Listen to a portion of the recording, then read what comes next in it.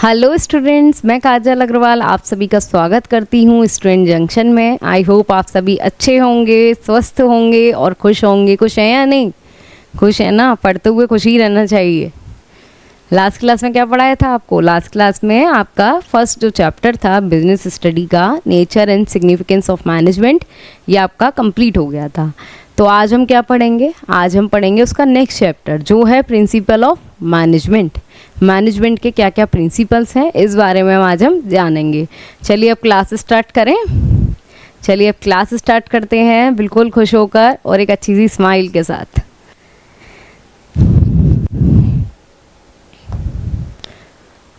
देखिए भाई, management principles मतलब प्रिंसिपल्स मैनेजमेंट के क्या क्या प्रिंसिपल्स होते हैं और आखिर मतलब क्या है प्रिंसिपल से। मैंने आपको मैनेजमेंट पढ़ाया, मैनेजमेंट क्यों ज़रूरी है ये बताया, उसके क्या ऑब्जेक्टिव्स हैं जिसको ध्यान में रखकर हम मैनेजमेंट करते हैं ये भी बताया।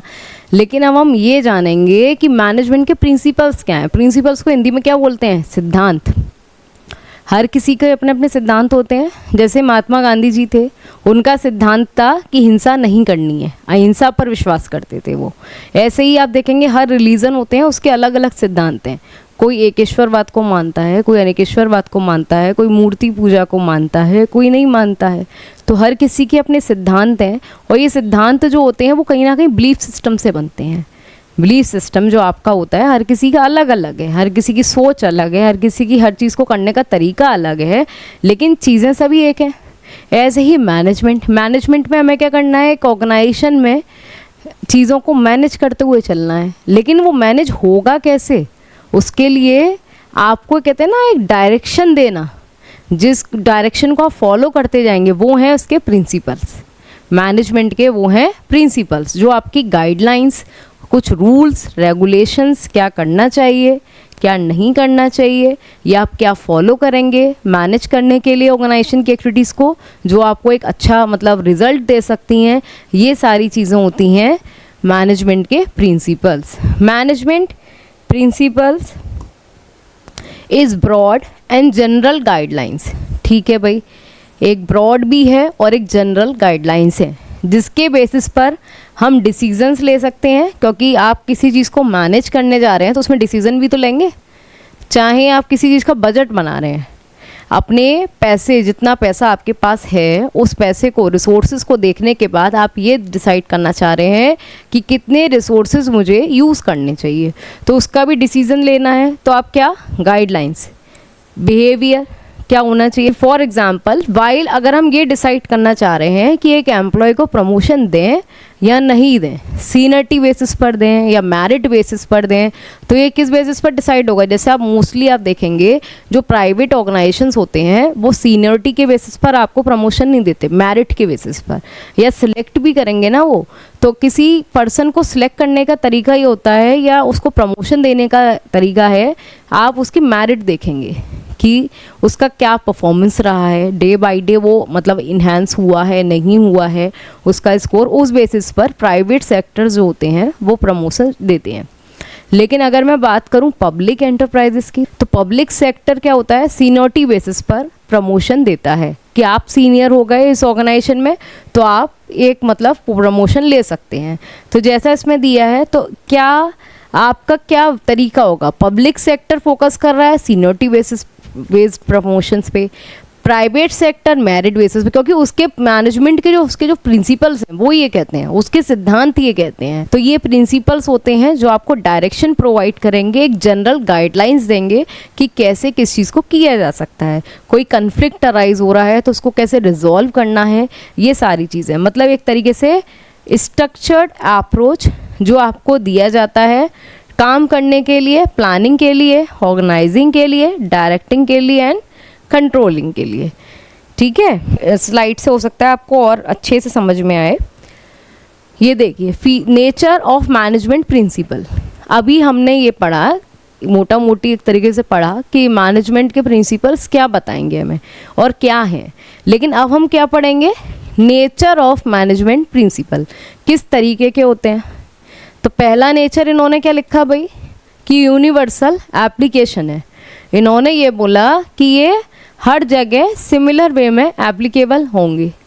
लेकिन nature of organization, size of organization के बेसिस पर इनका एप्लीकेबल या इम्प्लीमेंट करने का तरीका थोड़ा डिफर हो सकता है। जैसा ऑर्गेनाइजेशन होगा उस बेसिस पर होगा। हम मान लीजिए कोई बैंक है, बैंक ने अगर डिवीज़न ऑफ लेबर को अपना रखा है, डिवीज़न ऑफ लेबर का मतलब होता है जो जिस काम में एक्सपर्ट है उसको वो काम सौंपना। तो बैंक ने भी क्या किया, जो उसके वर्क थे पहले अपने टास्क को डिवाइड किया, फिर उस टास्क को असाइन किया। कैशियर्स अलग हैं, कैश डिपॉजिट जो करते हैं वो अलग हैं, और मतलब जो लेने आते हैं उनको देना अलग है। और जो कोई है जिसको एफडी के लिए रख रखा है कि आप एफडी वगैरह ओपन कराइए, कोई अकाउंट ओपनिंग के लिए रख रखा है, या कोई है जो ऑपरेशन लेवल पर इन सारी चीज़ों को मैनेज कर रहा है। तो इस तरीके से आपने क्या किया, अलग अलग पर्सन उनकी स्पेशलाइजेशन के बेसिस पर काम को डिवाइड कर दिया, डिवीज़न ऑफ लेबर जैसा आपने किया। तो ऐसा हर ऑर्गेनाइजेशन में यही प्रिंसिपल एप्लीकेबल होता होगा। आप काम के बेसिस पर डिवाइड करते होंगे। जैसे मैकडी है, मैकडी की फ्रेंचाइजी जो है, आप चाहे इंडिया के किसी भी स्टेट में चले जाएं और मैकडी की अगर फ्रेंचाइजी है, सेम टेस्ट, सेम रेसिपीज़, सारी चीज़ें सही सेम ही होंगी, सिमिलर मेन्यू होगा, थोड़ा बहुत ऊपर नीचे हो सकता है, लेकिन कल्चर में डिफरेंस है। इंडिया में आप देखेंगे एक स्टेट से दूसरे स्टेट पर जाने पर आपका बोलने का तरीका, पहनने का तरीका, खाने का तरीका, सारी चीज़ें बदल जाती हैं। लेकिन मैकडी जिसने अपनी फ्रेंचाइजी जगह जगह ओपन कर रखी हैं, इंडिया में भी, आउट ऑफ इंडिया भी, यूएसए, जापान, लेकिन कल्चर डिफरेंस होने के बावजूद भी उन्होंने क्या किया, सिमिलर रेसिपी है वो कर रहे हैं। तो इसका मतलब क्या है, उनका जो मैनेजमेंट करने का तरीका उन्होंने क्या रखा, जो प्रिंसिपल यूनिवर्सल, मतलब सिमिलर एप्लीकेशन, लेकिन एप्लीकेशन थोड़ा बहुत डिफर हो सकता है। जैसा आपका ऑर्गेनाइजेशन होगा, जिस मतलब जो छोटा बड़ा या जिस तरीके का होगा, उस बेसिस पर इंटरनेशनली डील कर रहा है, नेशनली डील कर रहा है, उस बेसिस पर उनका एप्लीकेशन थोड़ा डिफर हो सकता है, लेकिन वो यूनिवर्सली एप्लीकेबल होंगे। सेकंड देखिए, जनरल गाइडलाइंस। बिल्कुल मैनेजमेंट प्रिंसिपल ऐसा नहीं है कि कोई प्रॉब्लम आपके सामने आ खड़ी हुई तो आपको बिल्कुल आप प्रिंसिपल की आपने बुक खोलकर देखी, लो बुक देखते हैं कि मैनेजमेंट क्या बता रहा है, देखते हैं इसकी प्रिंसिपल में कुछ ना कुछ तो लिखा होगा, और उस प्रिंसिपल से आपको ऐसा लग रहा है कि भाई मेरे सामने ये सिचुएशन आ रही है कि सेल्स बिल्कुल नीचे चलती चली जा रही है, बहुत ही कम होती जा रही है। जो सेल्स इतनी हुआ करती थी, अब ये सेल्स तो यूँ बिल्कुल नीचे डाउन होती जा रही है। इसका क्या सॉल्यूशन निकालूं? चलो एक काम करते हैं, मैनेजमेंट के प्रिंसिपल्स की बुक ओपन कर लेते हैं, उसमें कुछ शायद मिल जाए। तो ऐसा कुछ भी नहीं मिलेगा। मैनेजमेंट के जो प्रिंसिपल्स हैं वो जस्ट एक जनरल गाइडलाइंस हैं।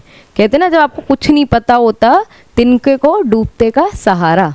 तो आपको बस वो एक गाइड कर सकते हैं, एक प्रॉपर एक जनरल गाइडलाइन, ना कि स्पेसिफिक, कि उन्हें थोड़े ही पता है कि सेल्स ही कम होगी आपकी, या आप ऐसा क्या कर रहे होंगे, क्या डिसीजंस ले रहे होंगे, या क्या स्ट्रैटेजीज बना रहे होंगे जिस वजह पर ये आपको लॉस हो रहा है। उन्हें नहीं पता ना, स्पेसिफिक नहीं होते हैं। एक जनरल गाइडलाइंस दे देंगे, उस बेसिस पर आप अपने अकॉर्डिंग उनको मॉडिफाई करके उनमें से, कहते हैं ना, उनमें से सॉल्यूशन निकाल कर आप उसको कर सकते हैं। जैसे मैनेजमेंट प्रिंसिपल एक गाइडलाइंस हैं, ये आपको कोई रेडीमेड सॉल्यूशन प्रोवाइड नहीं करते हैं प्रॉब्लम का, कि कोई प्रॉब्लम अराइज हुई, आपने देख लिया कि प्रिंसिपल कौन सा है, उसको चलो इम्प्लीमेंट कर देते हैं और रिजल्ट आ जाएगा, सो हमारी प्रॉब्लम सॉल्व हो जाएगी। ऐसा कुछ नहीं है, ठीक है, क्योंकि बिजनेस सिचुएशंस बहुत ज़्यादा कॉम्प्लेक्स होती हैं, और मैनेजमेंट की जो प्रिंसिपल्स की जो इम्पोर्टेंस है, आप उसको लेकिन अंडर एस्टिमेट नहीं कर सकते। क्योंकि ये जैसे हम आपको एग्जांपल देते हैं, वर्कर्स हैं जो काम कर रहे हैं, हर ऑर्गेनाइजेशन में ये बोला जाता है कि कोई भी नया पर्सन आता है, नया वर्कर आता है, तो उसे थोड़ा टाइम देना चाहिए ताकि वो हमारे कल्चर में एडजस्ट कर सके, हमारे काम को समझ सके, ठीक है। अब वो टाइम कितना हो सकता है, 2 महीने, 3 महीने, 4 महीने, 5 महीने, 1 साल, कितना होगा, ये किस पर डिपेंड करेगा? वर्कर पर भी डिपेंड करेगा और ऑर्गेनाइजेशन पर भी। ये डिपेंड कर सकता है ना कि ऑर्गेनाइजेशन का काम क्या है आखिर, या हो सकता है कि जो ऑर्गेनाइजेशन में जिस काम के लिए उसे रखा गया है वो बहुत डिफ़िकल्ट है, इतना इजी रिपीटेटिव टास्क नहीं है जो डेली बेसिस पर रूटीन टास्क जिसे बोला जाता है कि डेली बेसिस पर सिमिलर टास्क आप परफॉर्म करते जा रहे हैं, तो उसको समझना किसी बंदे के लिए आसान है। तो जब आप उसको समझ जाओगे तो उसके लिए ज़्यादा समय नहीं चाहिए। लेकिन जब आपको कोई कॉम्प्लिकेटेड टास्क है जो हर दिन एक नई सिचुएशन के साथ आपको खड़ा करता है, तो उसके लिए आपको तैयार होना पड़ेगा, प्रिपेयर होना पड़ेगा। तो वो कोई ऐसा नहीं है कि 1 या 2 दिन आप समय के साथ उसको सीख जाएंगे। उसको भी जैसे मैंने आपको बोला कॉम्प्लिकेटेड सिचुएशंस में रखने वाला टास्क है, या टास्क जो आपको दिया जा रहा है वो इजी नहीं है, सीख उसे भी जाता है इंसान, लेकिन थोड़ा टाइम लगता है। तो nature of work, nature of organization के बेसिस पर ये भी तो डिफ़र करेगा ना कि पर्सन को कितना टाइम दिया जाए। तो वही चीज़ें हैं, जनरल गाइडलाइंस हैं ये नहीं सोच सकते कि गाइडलाइन में लिखा है कि भाई 6 महीने से ज़्यादा का समय नहीं देना है तो भाई हम नहीं देंगे एक दिन भी, ऐसा नहीं होता है। ये गाइडलाइंस हैं जो आपको बस एक रास्ता बता सकते हैं, कहते हैं ना रास्ता बता नहीं, लेकिन रास्ता तय आपको ही करना है। देखिए third, formed by practice and experiment. कोई भी प्रिंसिपल, साइंस का बताया था मैंने आपको, कोई भी जो प्रिंसिपल होता है जो फॉर्म किस पर होता है, साइंस में आप देखते हैं प्रिंसिपल्स वगैरह बनते हैं किस बेसिस पर, एक्सपेरिमेंट करते रहते हैं। अगर ऐसा हुआ तो क्या होगा, अगर इसको इस केमिकल के साथ रिएक्ट करें तब क्या इफेक्ट निकल कर आएगा, तो एक्सपेरिमेंट करते हैं। ऐसे ही जो प्रिंसिपल बनते हैं वो इंस्टेंटली नहीं बने हैं। जो मैनेजर्स थे उन्होंने कहीं सारी चीज़ों को प्रैक्टिस किया, उसके बाद देखा अगर वो अच्छा रिजल्ट देती हैं तो उन्होंने अपनाया। जैसे हम एक एग्जांपल ले सकते हैं वर्कर का, आप देखेंगे पहले ये माना जाता था कि मशीन की तरह वर्कर्स को ट्रीट किया जाता था, ठीक है। उन्हें बोला जाता था कि काम कराते रहो कराते रहो कराते रहो तो रिजल्ट अच्छा आएगा। उनको लालच दिया जाता था कि अगर आप ज़्यादा प्रोडक्शन कर लेंगे तो हम आपको ज़्यादा पैसे देंगे, जितना प्रोडक्शन आप कर लेंगे। इसी लालच में आकर आदमी क्या करता था, उनसे काम कराता रहता, तो वर्कर्स भी करते रहते थे कि भाई कुछ पैसे मिल जाएंगे एक्स्ट्रा। लेकिन इस वजह से क्या हुआ, इस तरीके से काम कराते रहे वो करते रहे, तो जो प्रोडक्टिविटी जो निकल कर आनी थी वो बिल्कुल लो हो गई। क्योंकि एक इंसान मशीन को तो रिप्लेस नहीं कर सकता, आखिर मशीन भी होती है, कहीं ना कहीं उसमें भी प्रॉब्लम आ जाती है अगर वो लगातार कंटिन्यूसली चलती रहती है। तो हम तो इंसान हैं, तो जब इंसान वर्कर ऐसे काम करते रहे तो उन्हें थकान होने लगी। तो जब वो थकने लगे तो उनकी प्रोडक्टिविटी जो पहले आ जाती थी वो उतनी भी नहीं दे पा रहे, क्योंकि वो काम करने की वजह से थक गए, और जिस वजह से वो काम कंटिन्यू नहीं कर पा रहे थे, ना मन से काम कर रहे थे फिजिकली ना मेंटली। तो उस बेसिस पर ये डिसाइड किया गया कि चलो एक काम करते हैं, अगर वर्कर को रेस्ट देते हैं तो उस बेसिस पर देखा जाए कि क्या, एक तो रेस्ट इंटरवल पहले डिसाइड किया जाए कि कितना टाइम काम कराने के बाद उनको रेस्ट देना चाहिए, और फिर रेस्ट कराने के बाद फिर देखा जाए कि क्या उनका स्ट्रेस कम होता है, और स्ट्रेस कम होने की वजह से काम में कितना इम्प्रूवमेंट है। तो इस बेसिस पर ये क्या किया गया, एक एक्सपेरिमेंट, और हकीकत में ये हुआ एक्चुअली, उसका रिजल्ट काफ़ी अच्छा रहा। तो इस बेसिस पे एक्सपेरिमेंट किया गया और उस चीज़ को डेली उसको प्रैक्टिस किया गया, और उस वजह से जो रिजल्ट निकल कर आया वो बहुत ही ज़्यादा बेटर था। तो आपने उसको एक प्रिंसिपल बना लिया। तो इसी तरीके से ही जो मैनेजमेंट के प्रिंसिपल्स होते हैं वो प्रैक्टिस और एक्सपेरिमेंट के बेसिस पर बनते हैं। नेक्स्ट देखिए फ्लेक्सिबल। मैनेजमेंट प्रिंसिपल कुछ ऐसा नहीं है कि वो रिगिड रहेंगे, रिगिड मतलब ऐसा नहीं है कि जो मैंने ठान लिया अब उसे कोई बदल नहीं सकता है, ऐसा कुछ भी नहीं है। मैनेजमेंट के प्रिंसिपल को भी सिचुएशन के अकॉर्डिंग बदला जा सकता है। जैसे कि एग्जांपल हम लेते हैं, मान लीजिए किसी भी ऑर्गेनाइजेशन को कितना सेंट्रलाइज्ड करना है, मतलब उसकी अथॉरिटी जो है, जो पावर जिस पे होती है डिसीजंस लेने की, कंट्रोल करने की, उसको कितना सेंट्रलाइज किया जाए। और डिसेंट्रलाइज का मतलब क्या है, आप अपने जो सबऑर्डिनेट हैं उनको भी मौका दे रहे हैं कि वो भी डिसीजंस ले सकें, आपकी समस्याओं को समझ सकें, उसके सजेशंस भी कंसीडर किए जा सकें।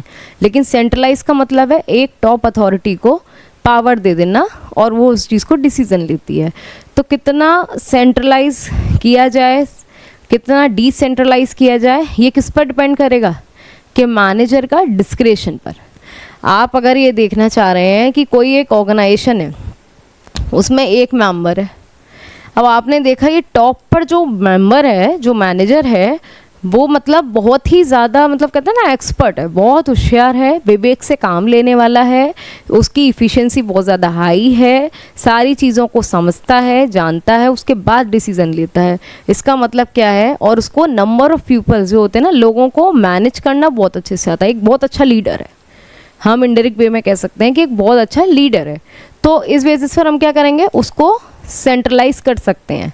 जो ऑर्गेनाइजेशन है, कहते हैं ना सेंट्रलाइजेशन जो होता है कि मतलब उसको पावर दी जा सकती है कि भाई ये संभाल लेगा पूरे ऑर्गेनाइजेशन को। आप आगे जो पढ़ेंगे ना, नेक्स्ट जब मैं आपका सेशन होगा उसमें हेनरी फ्योल जो हैं, जिनके 14 प्रिंसिपल्स हैं, और एफ.डब्ल्यू. टेलर हैं जिन्होंने साइंटिफिक मैनेजमेंट पे फोकस किया। ये सारे प्रिंसिपल्स हेनरी फ्योल्स के ही हैं और उनके हैं, जिनको हम नेक्स्ट सेशन में डिस्कस करेंगे।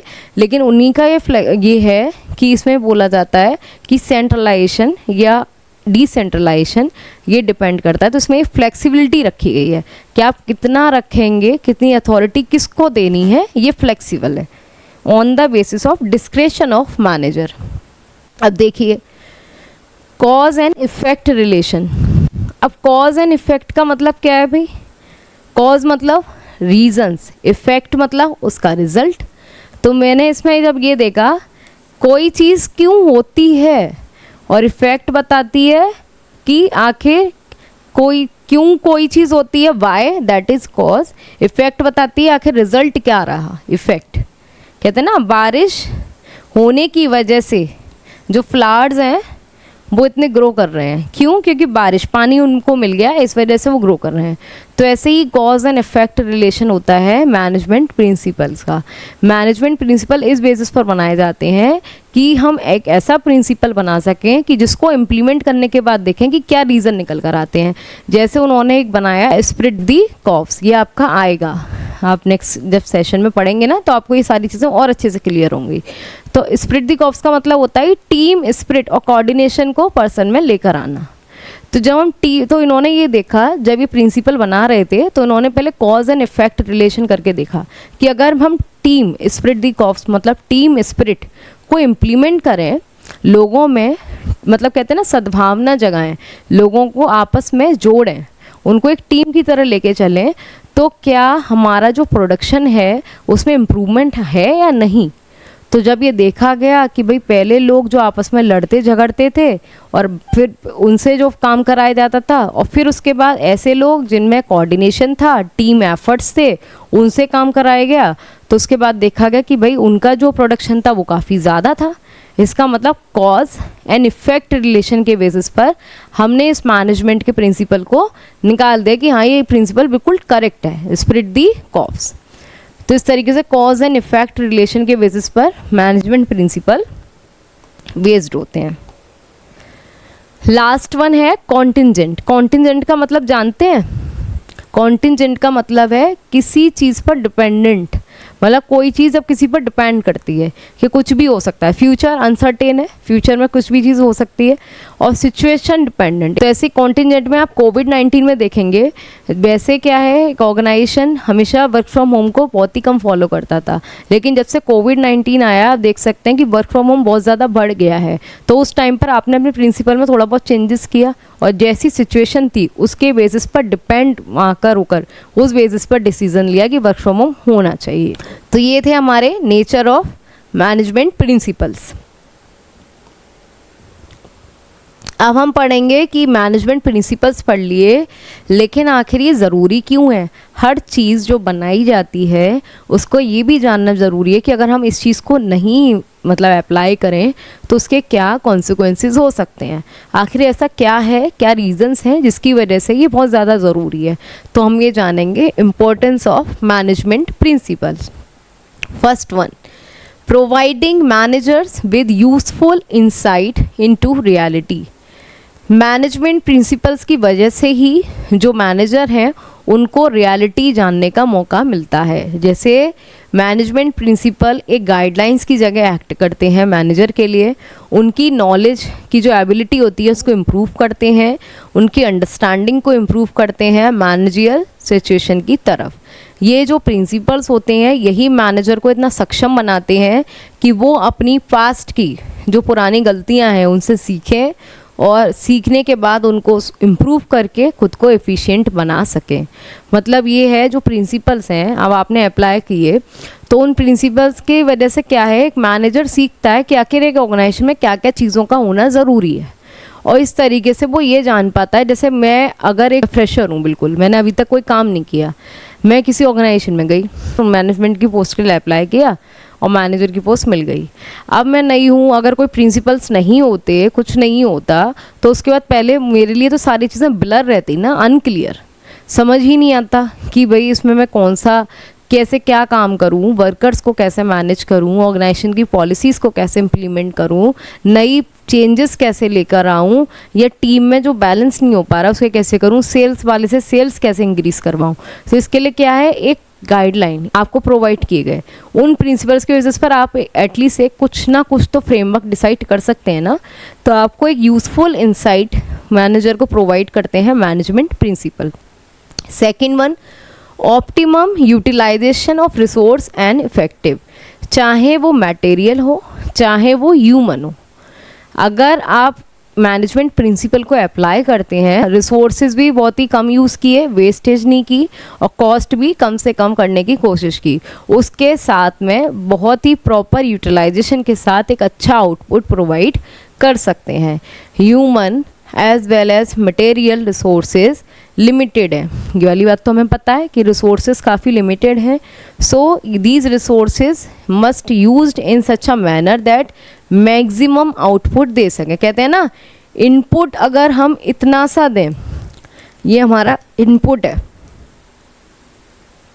इतने से इनपुट के बदले में अगर इतना आउटपुट मिलता है, तो इसका मतलब क्या है, हम चीज़ों को अच्छे से कर पा रहे हैं, कम से कम कॉस्ट, कम से कम रिसोर्सेज को लगाकर इतना सारा आउटपुट, मतलब चीज़ें वेल मैनेज्ड हैं। तो ये जो चीज़ पॉसिबल हो पाती है, ये मैनेजमेंट प्रिंसिपल के थ्रू ही पॉसिबल है। अब देखिए third, scientific decision. Management principle help करते हैं। मैनेजमेंट, आपको मैंने बताया था, कोई भी प्रिंसिपल अगर बनाया जाता है तो वो एक लॉजिकल थिंकिंग के बेसिस पर बनाया जाता है, कुछ फैक्ट्स कलेक्ट करके, डेटा कलेक्ट करके, ऑब्जर्व करके, रियल लाइफ सिचुएशन में उसको अप्लाई करके, और उसमें लॉजिक है या नहीं है, उन चीज़ों को देखने के बाद कोई भी जो प्रिंसिपल होता है उसे बनाया जाता है। जैसे scientific decisions, management principles help करते हैं एक थॉटफुल और जस्टिफाइबल डिसीजन लेने में। अगर आप एक थॉटफुल कहते हैं ना, जिसमें लॉजिक हो, जो सोचने पर मजबूर करे, विचार विमर्श कर सकें जिस चीज़ के लिए, कहते हैं ब्लाइंड फेथ नहीं है, मेरे को कोई अंधा विश्वास नहीं है कि वो पर्सन पर्टिकुलर सही है, मेरे प्रिंसिपल्स ये कहते हैं, जिसके पीछे, अगर मेरे प्रिंसिपल्स ये कह रहे हैं तो उसके पीछे ये लॉजिक है, जिस वजह से हम उस बंदे को या इस काम को करने के लिए आपसे कह रहे हैं। कि अगर जब कहा जा रहा है कि अभी डिमांड पीक पर है, तो आपसे किसी ने बोला जब आपके प्रोडक्ट की डिमांड पीक पर है तो एक काम करो, प्राइस को बहुत ज़्यादा हाई कर दो, क्योंकि लोग तो लेने आ ही रहे हैं ना प्रोडक्ट। तो आपको क्या करना है, जब आपका प्रोडक्ट बहुत अच्छे से बिक रहा है, सेल हो रहा है, तो आप एक काम करो, प्राइस बहुत ज़्यादा हाई कर दो। लेकिन कुछ ऐसी सिचुएशन है जिनकी वजह से आप ये जानते हैं कि अगर मैंने प्राइस को थोड़ा भी हाई किया तो मेरी सेल ऊपर से, कहते हैं ना, बिल्कुल नीचे आ जाएगी। तो वो रीजंस आप जानते हैं, इस वजह से आपने प्राइस को एज इट इज़ रखा और उस पर डिमांड आपकी पीक पर आती रही और आपका प्रोडक्ट सेल होता रहा, चाहे उस टाइम पर प्रॉफिट मार्जिन थोड़ा कम मिला जो मिल सकता था, लेकिन फ्यूचर को कंसीडर करते हुए आपने डिसीज़न लिया। तो उसी बेसिस पर क्या, क्योंकि आपने लॉजिक लगाया। तो ऐसे ही मैनेजमेंट जो प्रिंसिपल्स होते हैं ये साइंटिफिक होते हैं। Fourth one, meeting changing environment requirement. बिल्कुल भाई, मैनेजमेंट कोई भी डिसीज़न लो लेता है बदलते हुए एनवायरनमेंट को कंसीडर करते हुए लेता है। एक्सटर्नल एनवायरनमेंट बहुत तेज़ी से बदलता है, जो आपके हाथ में भी नहीं होता है। जैसे कोई पॉलिसी आ गई लीगली, पॉलिटिक्स मतलब पॉलिटिकल इफ़ेक्ट भी हो सकते हैं, ठीक है। इकोनॉमिक कुछ पॉलिसीज़ आ गई, इकोनॉमी में कुछ बदलाव हो गया, जैसे कुछ भी मतलब चीज़ें बदल सकती हैं, मॉनेटरी पॉलिसीज़ में चेंजेस आ सकते हैं, या जो फाइनेंस का जो फिस्कल जो होती हैं उसमें डिफिशिएंसी बढ़ सकती है, जिस वजह से महंगाई हो सकती है। तो कुछ भी रीज़न्स हो सकते हैं। तो जो आपके हाथ में नहीं है, आउट ऑफ कंट्रोल है, तो उन बदलती हुई एनवायरनमेंट की रिक्वायरमेंट के अकॉर्डिंग आप मैनेजमेंट के जो प्रिंसिपल्स होते हैं उनमें भी बदलाव किया जा सकता है। और ये इसी तरीके से फॉर्म किए गए हैं जो उन चेंजेस को अडॉप्ट कर सकें इजीली, और उसी बेसिस पर आपको एक अच्छा डिसीजन, एक अच्छी गाइड कर सकें। ये है 5th का, फुलफिल सोशल रिस्पॉन्सिबिलिटी। ये हमेशा जो मैनेजमेंट प्रिंसिपल्स हैं, ये स्पेशली जो कंपनीज़ हैं, क्योंकि कंपनीज़ के लिए ये बोला जाता है कि CSR है उसको इनको करना कंपलसरी है। तो CSR means corporate social responsibilities.